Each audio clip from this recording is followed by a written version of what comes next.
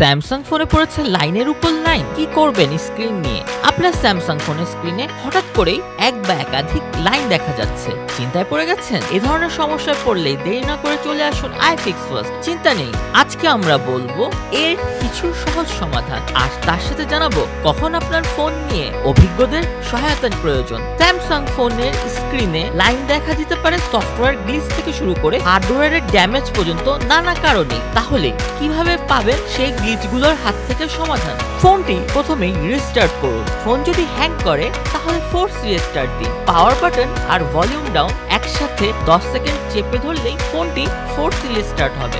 Screen protector খুলে নিন। Screen প্রোটেক্টরটি খুলে চেক করুন আসলে স্ক্রিনের সমস্যা নাকি এটি ভিজুয়াল ট্রিক। ফোনের সেফ মোডটি চালু করুন। সমস্যা যদি কোনো অ্যাপের কারণে হয় তাহলে ফোনটি সেফ মোডে চালু করে দেখুন। পাওয়ার বাটনে দীর্ঘ সময় ধরে প্রেস করে থাকলেই ফোনটি সেফ মোডে চলে যাবে।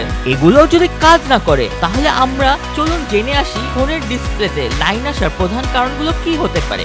যদি লাইন মাঝে মাঝে আসে আর নির্দিষ্ট অ্যাপে বেশি দেখা যায় তাহলে এটা সফটওয়্যার গ্লিচ। সমাধান, অ্যাপটি আপডেট করুন, আনইনস্টল করুন অথবা প্রয়োজনে ফোনটি ফ্যাক্টরি রিসেট করুন। অবশ্যই ডেটা ব্যাকআপ নিতে ভুলবেন না। আপনার স্যামসাং ফোনটি যদি হাত থেকে পড়ে গিয়ে থাকে অথবা পানিতে ভিজে থাকে তাহলে কিন্তু স্ক্রিন রিপ্লেসমেন্টই একমাত্র সমাধান। স্ক্রিনটি আপনাকে বদলাতেই হবে। কারণ নাম্বার 4, মাদারবোর্ড বা গ্রাফিক্স চিপের সমস্যা। কোনো ধরনের লাইন পড়া ছাড়াও যদি আপনার ফোনটি বারবার হ্যাং হয়ে যায়, অটো রিস্টার্ট নেয়, তাহলে বুঝতে হবে যে হার্ডওয়্যারে কোনো সমস্যা দেখা দিয়েছে। এই ধরনের সমস্যায় পড়লে দেরি না করে চলে আসুন iFix First।